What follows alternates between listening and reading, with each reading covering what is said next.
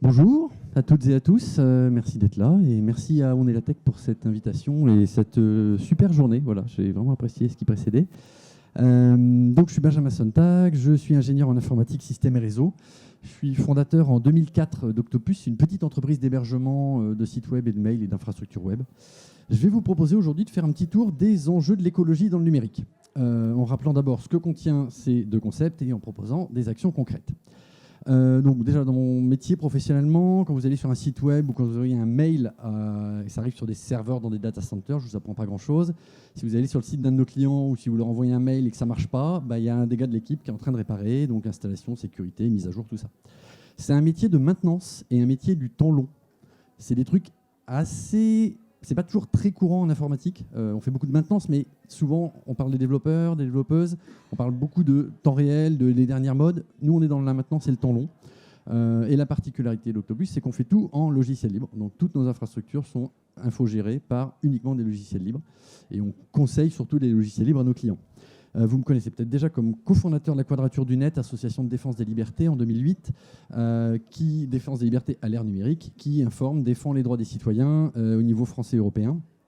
La Quadrature est née du fait qu'avec les amis, on avait conscience que la technologie était tout sauf neutre. Et que c'est important de vulgariser son importance et de redonner aux citoyens du contrôle sur leur vie numérique. Donc le plan. Je fais partie depuis 23 ans de l'écosystème numérique, que je suis de près, tant dans ses pratiques que dans les acteurs un peu de toutes les tailles. Et je pense que tout le monde gagnerait à mieux connaître les infrastructures et les réalités matérielles pour pouvoir les penser. Donc peut-être que l'un et l'autre d'entre vous, étant dans la tech, vous en connaissez des bouts, mais je vais vous en faire un petit exposé un peu complet. Et notamment pour penser ça, parce qu'il n'y a pas de levier de changement sans connaissance concrète. Donc je pense qu'on va démarrer par ça. Et ensuite, j'entends beaucoup de bêtises sur le numérique, ainsi que sur l'écologie. Alors, ce n'est pas mon domaine d'expertise, l'écologie, mais je constate beaucoup de greenwashing, beaucoup. Et je suis là parce que je pense que la seule réponse à peu près viable doit être à la fois collective et politique. Et j'ai donc accepté l'invitation, encore merci, de On est la Tech, d'aider à mieux traiter ces sujets qui sont très importants. Donc, on va voir la vision d'ensemble de l'écosystème numérique, une compréhension des interdépendances entre tous ces secteurs, y compris un peu non numérique, un rappel de ce qu'est l'écologie aujourd'hui et ses enjeux, et puis après, on essaiera de trouver des petites propositions. Donc déjà vite fait, quand on parle de numérique, un rappel de base, on parle de transformation d'information en 0 et en 1, l'information qui n'est ni matière ni énergie, donc les trois états. Dans ce contexte d'ère de l'information, on en met un peu partout. Je ne sais pas si vous vous rendez compte à quel point. Et j'aime bien rappeler ce qu'est l'informatique. Pour moi, c'est 4 morceaux. C'est essentiellement des processeurs, du calcul, et tous les autres composants électroniques, ce qu'on trouve autour, donc la mémoire et autres. Du stockage d'informations, SSD, HDD pour le long terme, du réseau local ou global, et des logiciels qui sont écrits par des humains, qui tournent sur ces processeurs. Je ne vois pas d'autres objets dans le monde numérique, autres que basés sur ces 4-là. Si vous en avez, je suis preneur. Donc le numérique, c'est quoi ? C'est un peu tous ces objets qu'on connaît, le laptop, le téléphone, le PC peut-être à la maison. Des fois, on pense un peu à la box fibre ou ADSL. Mais en fait, il y a plein d'autres objets dans notre quotidien. On ne pense pas toujours, mais il y a un ordinateur dedans. Donc le vidéoproche qui est là, voilà, ça peut être certains frigos, ma station météo à la maison. Mais c'est aussi beaucoup de voiries, beaucoup de trucs dans nos rues, des armoires, dans les rues, dans les campagnes, de la fibre, dans les trottoirs, le long des canaux, des routes, des voies ferrées. Donc de la maintenance de toute cette voirie, beaucoup de béton, beaucoup d'infrastructures, beaucoup de métal pour faire tourner tout ça. Le numérique, c'est aussi partout aujourd'hui dans les transports. Vous n'avez pas un moyen de transport qui n'a pas 1, voire 5 ordinateurs. Soit pour le pilotage lui-même, soit pour des fonctions de support, typiquement pour l'agriculteur ou pour le camionneur. C'est partout dans nos vies, c'est partout dans nos villes. La caisse enregistreuse, le distributeur de billets, ne serait-ce que le tripode à la gare, il y a des ordinateurs dedans, parfois même plusieurs. C'est aussi dans le corps et dans le monde médical. Alors on le connaît avec les radios, les trucs qu'on voit, mais on est de plus en plus à être équipé ou à se faire équiper temporairement pour ce genre de trucs de sonde, de moyens électroniques et informatiques dans nos corps, donc pacemaker, les implants cochléaires, etc. Le numérique, c'est aussi partout dans l'industrie. Il n'y a pas une industrie aujourd'hui qui fonctionne sans des ordinateurs un peu partout. Pour mesurer, pour calculer, pour déplacer, pour contrôler, pour enchaîner, bref, on met des ordinateurs partout, dans l'industrie. C'est aussi la numérisation de nos vies. Ça fait beaucoup de choses, on y va. typiquement plein de processus. Donc là, j'ai un formulaire Pôle emploi ou un logiciel professionnel derrière, à la vieille école. On passe une partie non négligeable de nos vies à remplir des formulaires. Je pense que ça dit quelque chose à pas mal d'entre nous. Le numérique, un truc qu'on oublie aussi, c'est la surveillance stockée. Dans les villes, dans les gares, les banques, les centres commerciaux, aéroports, partout, de la surveillance et du stockage massif sur d'énormes disques durs, des petites baies sur un micro là, et leur contrôle sur des écrans. Et tout ça, c'est du matériel en pagaille. Et enfin, surtout, en ligne, mais aussi hors ligne, hors Internet, sous forme d'écran géant, de la publicité, du marketing, du tracking d'internautes, du profiling, etc. Ça, on en voit partout. Si vous n'utilisez pas uBlock Origin sur votre navigateur, essayez, vous allez voir, ça détend. Enfin, en termes d'infrastructure, pour stocker et calculer tout ça, il faut des data centers, beaucoup de data centers. Aujourd'hui, ces data centers sont surtout possédés et construits par les Amazon avec AWS, Google avec GCP, Microsoft avec Azure, ce qu'on appelle les hyperscalers américains. Il y a quelques Chinois comme Alibaba et Tencent. Il y a aussi quelques Européens comme OVH, Scaleway ou Hetzner, pour n'en citer que quelques-uns. Les investissements annuels de ces entreprises se comptent en dizaines de milliards de dollars par an pour la construction de nouveaux sites ou l'agrandissement de data centers existants.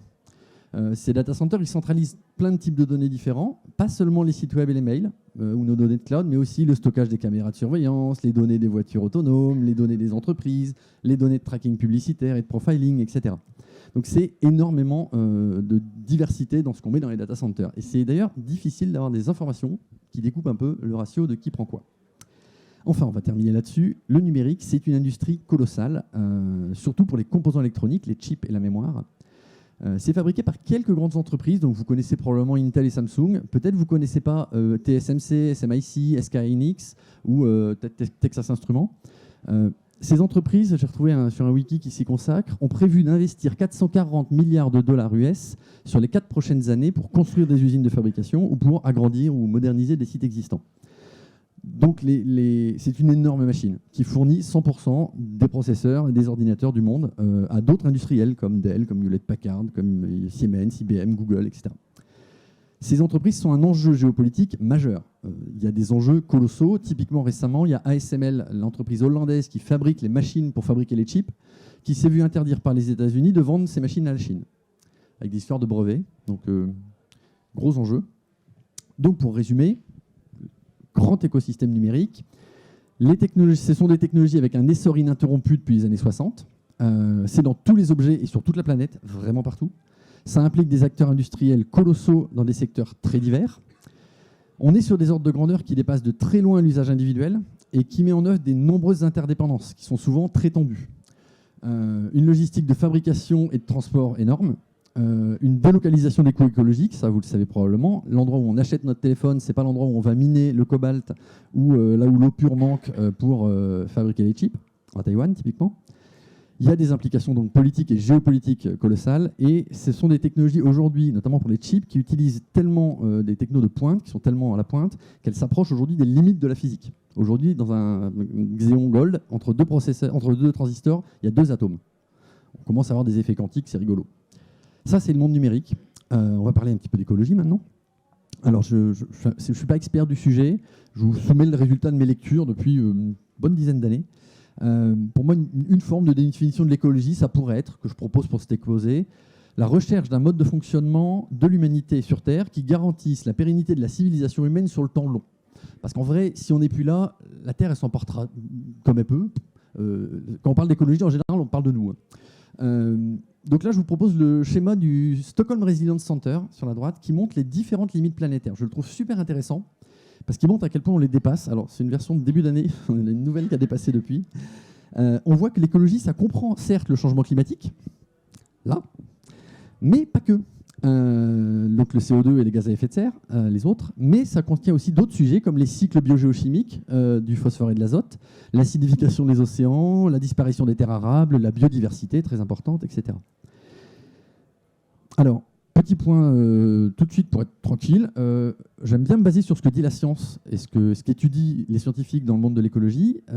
J'ai 3 certitudes et c'est bien d'avoir des certitudes de temps en temps parce que ça permet de se poser puis de construire au-dessus.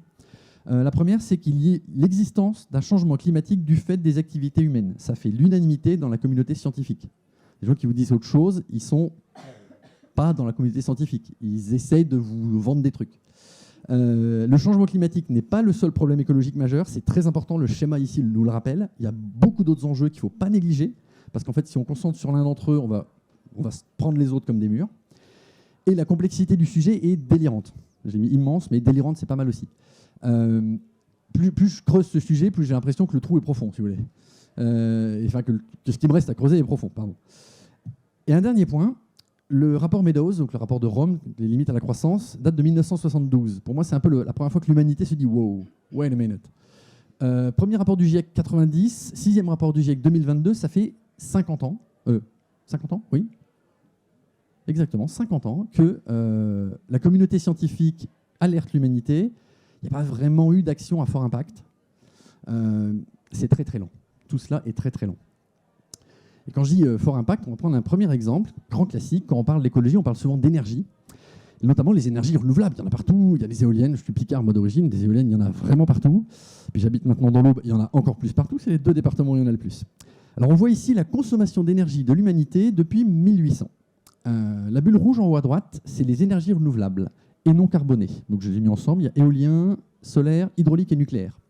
Donc ceux qui se tapent tout le temps dessus l'un sur l'autre, c'est la petite bulle là-haut. Donc on constate plusieurs choses. C'est que dalle.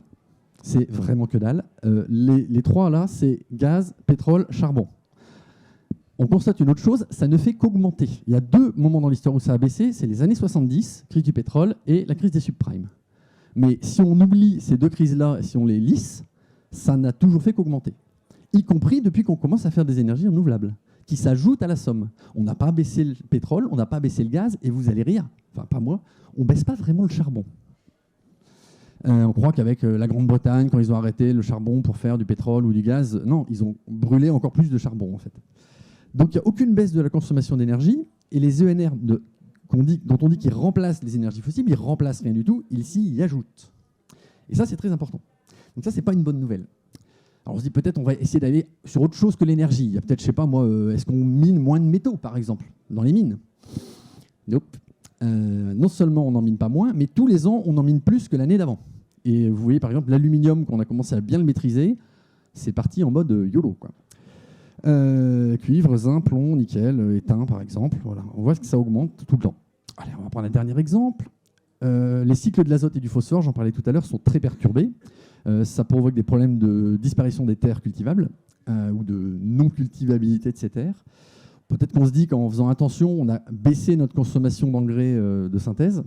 Ben, pas du tout en fait. Alors, j'ai pas les chiffres de 2022, mais ça ne baisse pas. Ça augmente depuis à peu près linéairement depuis les années 2000. Quoi.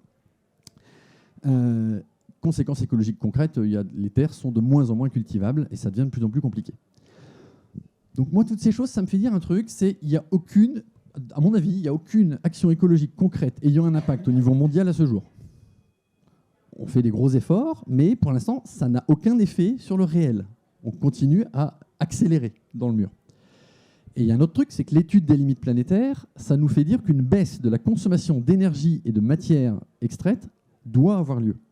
Et que si on ne la provoque pas, elle nous sera imposée par notre écosystème de manière plus ou moins brutale. Bon, on va voir ce qu'on peut faire. Alors nous, on est dans la tech. Enfin, on est la tech, je ne sais pas vous, moi je suis un peu la tech. On va essayer de parler un peu d'écologie du numérique.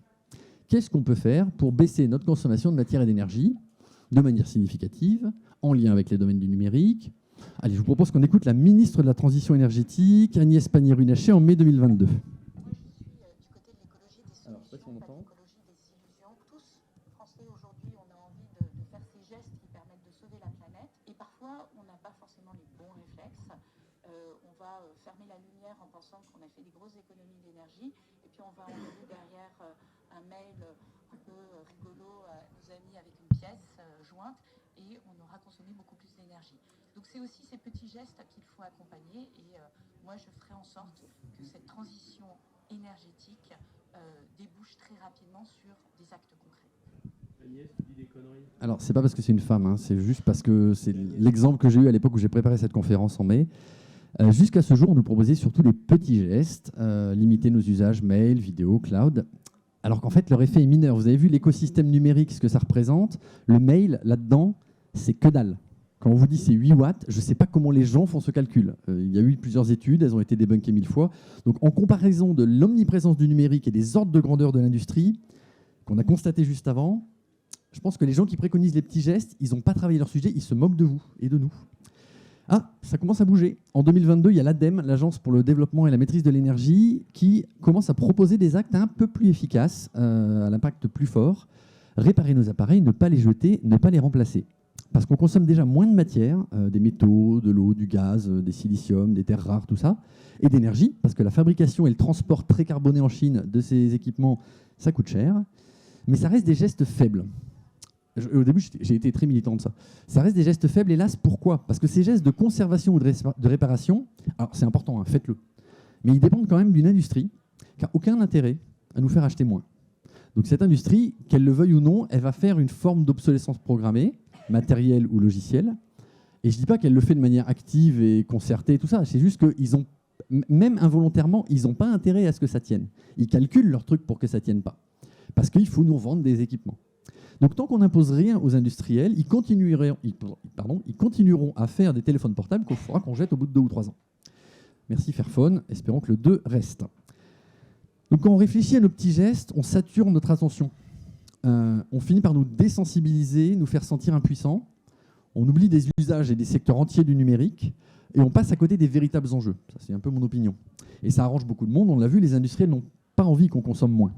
Donc en insistant sur ces petits gestes, on nous explique que tout est entre nos mains, des mains individuelles, et pas entre les leurs. Les leurs, les hommes et les femmes politiques, qui ont ce que moi j'appelle les mains du collectif, qui font les décisions collectives.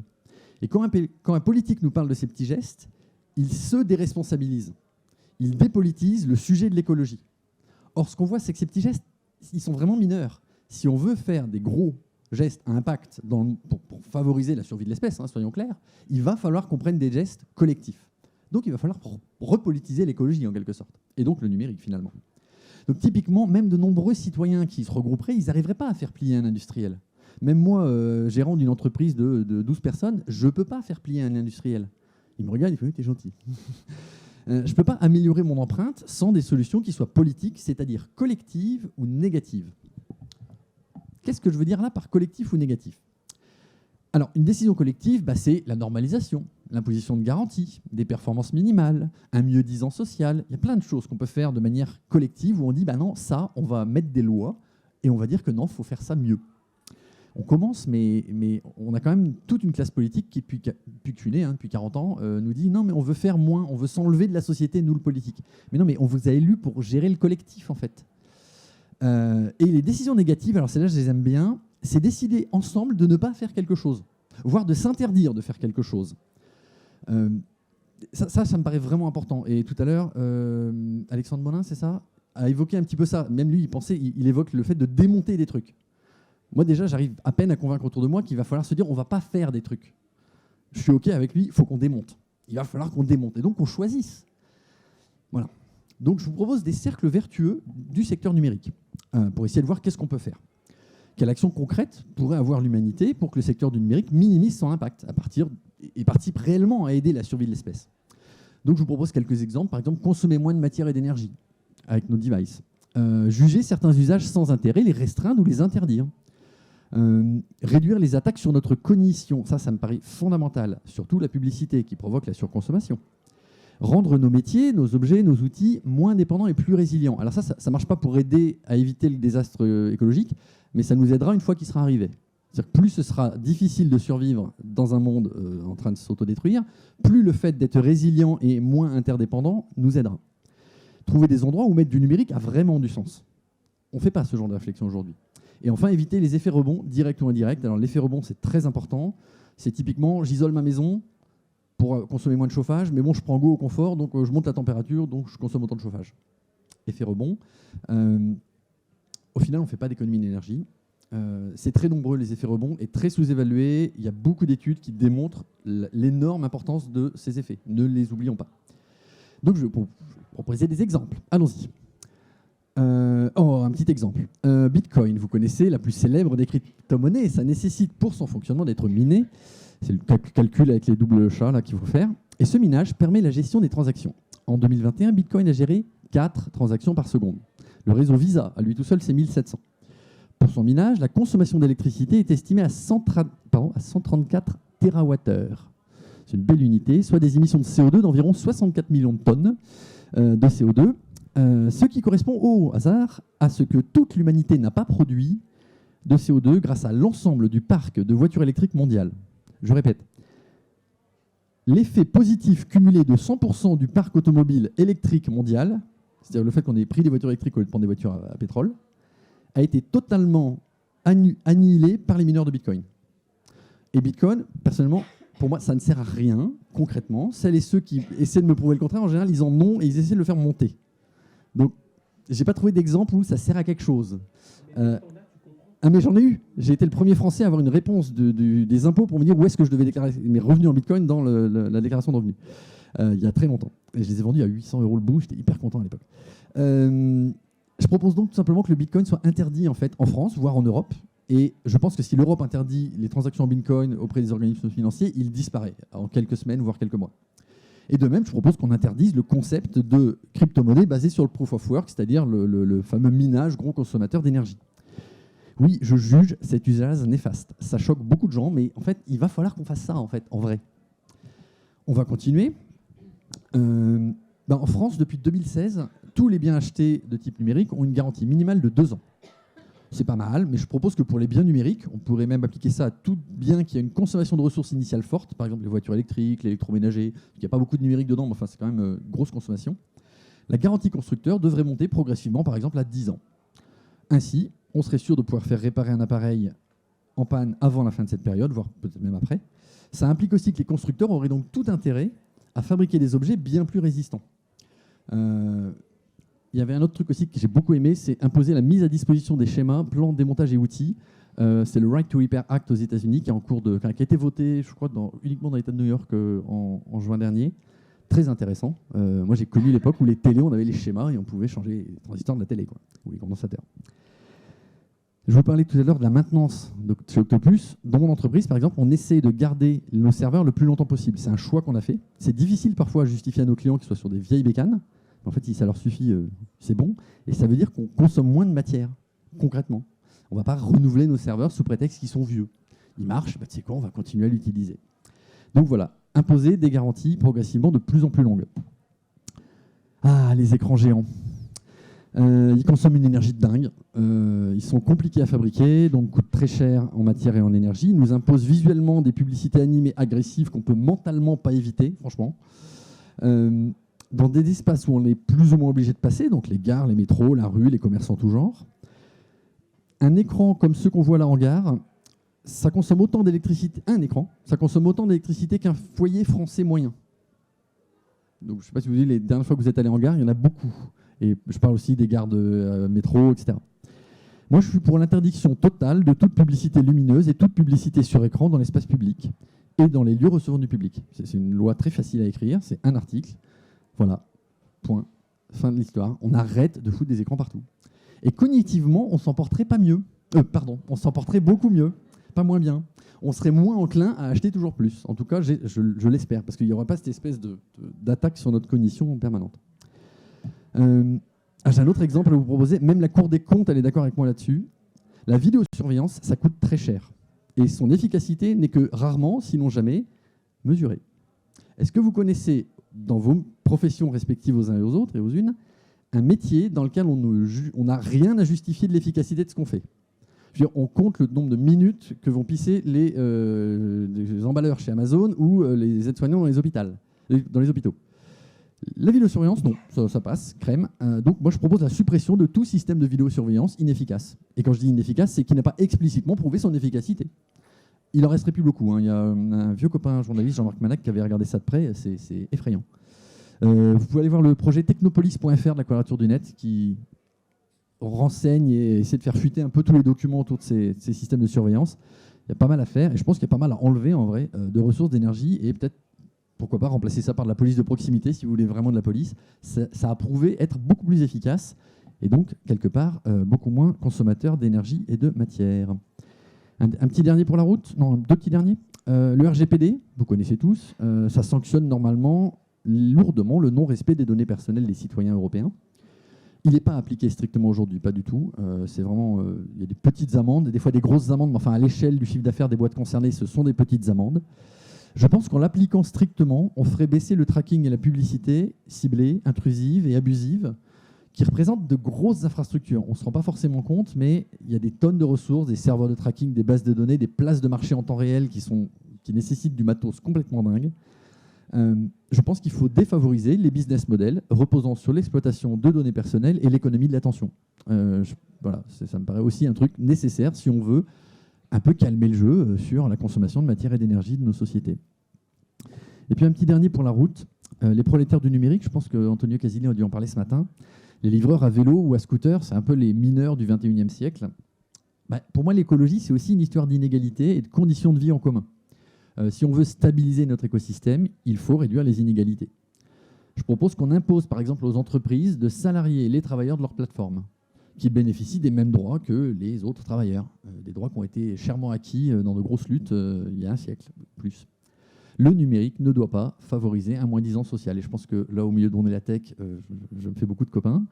J'espère beaucoup d'ailleurs que les personnes derrière On est la tech deviennent acteurs de cette idée.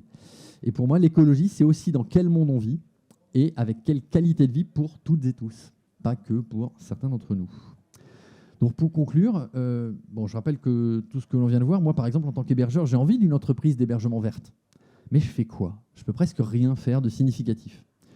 Celles et ceux qui vous proposent des solutions simples et faciles, non disruptives, à mon avis, ils se trompent ou ils font du greenwashing. La question de l'écologie et du numérique ne peut être envisagée sérieusement que de manière collective, donc politique, voire et négative. On devra baisser notre consommation d'énergie et de matière, donc des décisions négatives devront être prises. Et ces décisions négatives, c'est important parce que ça fait 200 ans qu'on ne sait plus faire. Depuis la révolution industrielle, les grands-parents de nos grands-parents ont toujours connu un monde dans lequel on a chaque année plus d'énergie disponible que la précédente.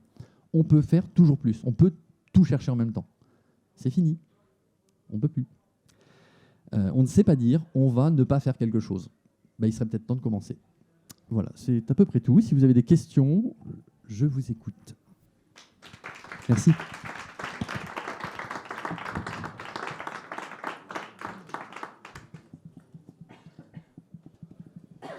Et s'il n'y a plus de temps, vous me dites et j'arrête. Je vais très vite, merci. Je trouve les propositions très bonnes. Elles ont déjà été abordées pendant la présidentielle et je pense que tout le monde est d'accord avec tout ce qui a été proposé. Mais on se débarrasse du superflu. Mais comme on voit l'échelle, pareil, ça rentre pas dans l'échelle. C'est comme si on supprimait les énergies renouvelables de tout ce qu'on produit dans le numérique, l'électricité, la pollution et tout. Si on supprime le superflu, il y a quand même le modèle de société qui va quand même en croissance et ça ne change rien au problème. Donc je pense qu'il faut être plus ambitieux et encore complètement changer le modèle de... Alors, je suis assez d'accord, mais je suis entouré de beaucoup de gens qui veulent qu'on aille beaucoup plus vite et qu'on aille beaucoup plus fort. J'essaie juste de trouver des messages audibles. Et ce que je propose là, normalement, en effet, on devrait être tous d'accord. Ça n'est pas vrai.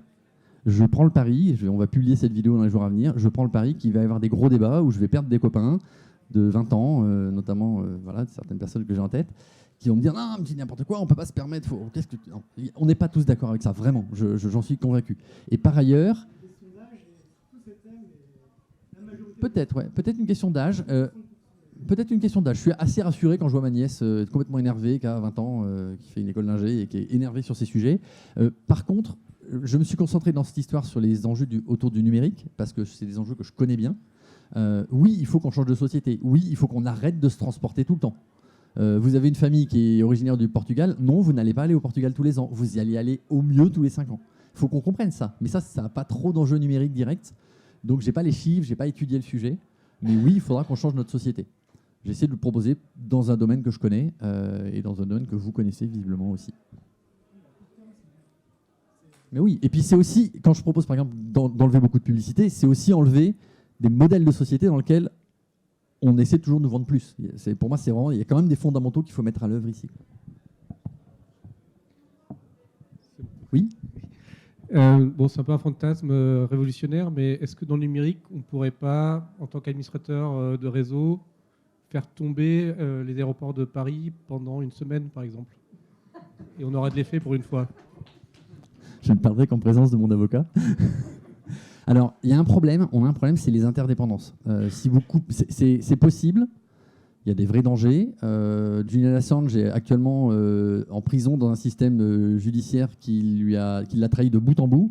On voit ce qui se passe quand on fouille un peu trop profond les problèmes de notre écosystème géopolitique.